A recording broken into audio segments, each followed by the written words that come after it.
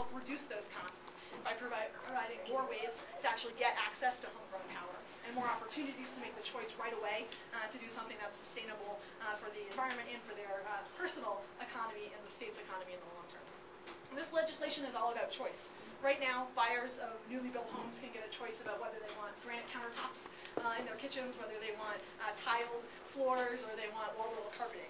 But builders don't tell them that if they decide right away to install a solar electric system, that they could save money and lower their utility bills, as well as helping to promote a new job center in the state of Colorado right here at home.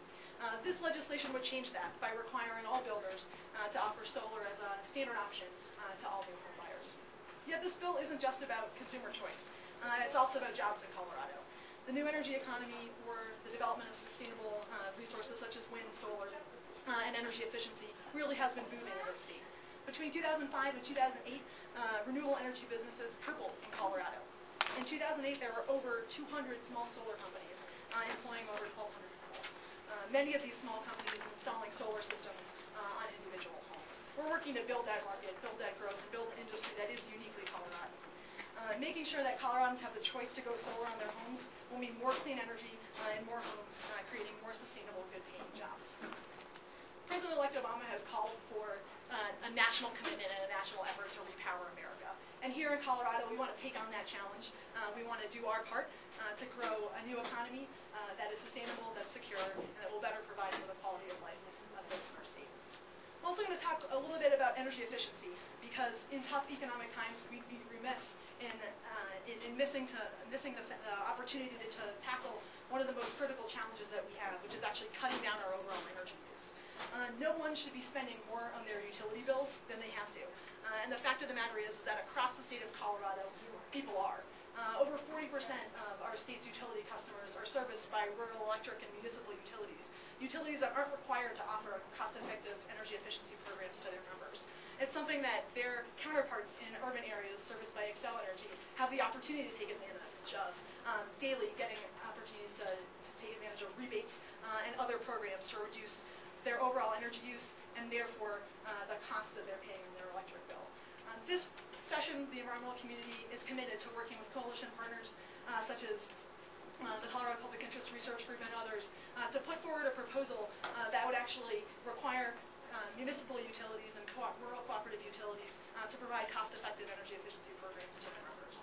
This would put more money back into the pockets of everyday Coloradans, giving them the ability to spend that money in their own local economies. I feel this is a critical component, not just in any economic recovery, green recovery package, but also on any clean energy economy that we're building here in the state. So with that, I guess I'll turn it over to Lise Jones, the director of the Colorado Environmental Coalition, who will talk about transportation solutions. Thank you, Pam. As was said, my name is Elise Jones, and I'm the Executive Director of Colorado Environmental Coalition. Another energy-related priority for the conservation community this year is transportation. Our state's transportation policy is a road to nowhere, or perhaps I should say a traffic jam to nowhere. Transportation accounts for our major reliance on foreign oil.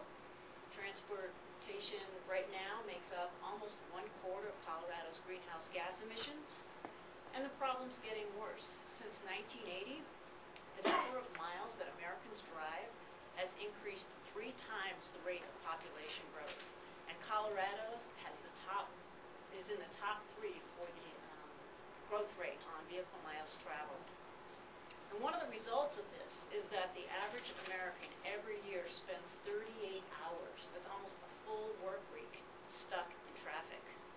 Another discouraging result is that transportation has now become the second biggest expense for the average household, eclipsing even health care, right behind housing.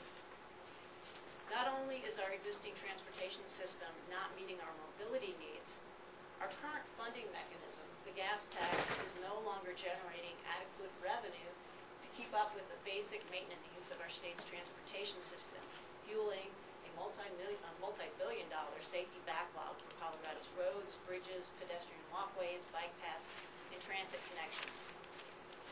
Obviously, tackling Colorado's transportation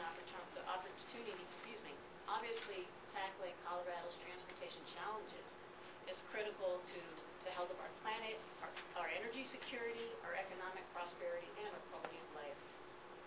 As you all know, the governor appointed a blue ribbon panel back in 2007 to provide recommendations on how the state should address this incredible transportation funding shortfall. And we anticipate that this process is going to result in a major transportation funding bill that will be introduced shortly by Senator Gibbs and Representative Rice. The conservation community wants to see any new funding for transportation go to build the modern transportation system that Coloradans need and want. In the past, the focus has been on ever-expanding highways and additional road lanes. What has this gotten us? Non-attainment for ozone, increased global warming challenges, more traffic, and increased reliance on foreign governments for our oil needs. We need a 21st century transportation system that includes light rail, trains, bus rapid transit, pedestrian walkways, where people can get to where they need to go without being totally reliant on cars or being held hostage to the volatile and ever-increasing prices of gasoline. So as a result, the conservation community will be focused this session on ensuring that any transportation funding legislation, 1, contains significant new funding for transit and other multimodal choices, and 2, sends price signals that incentivize people to drive less and use alternative transportation whenever possible. We're also encouraging Colorado to pilot innovative new ideas and technologies that will encourage longer-term reductions in the number of miles we travel each year.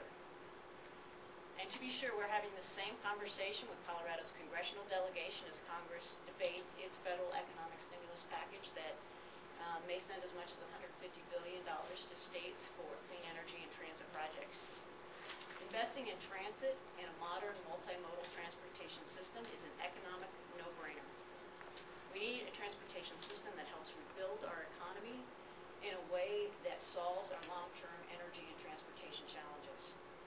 One that gives us more jobs, more transportation choices, and more energy security, and gives us less ozone, less global warming, and less traffic congestion.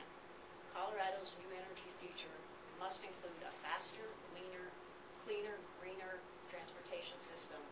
It's critical for the health of our economy and for our environment. With that, I'm going to turn it over to Michael Freeman from Earth Justice, who will talk about the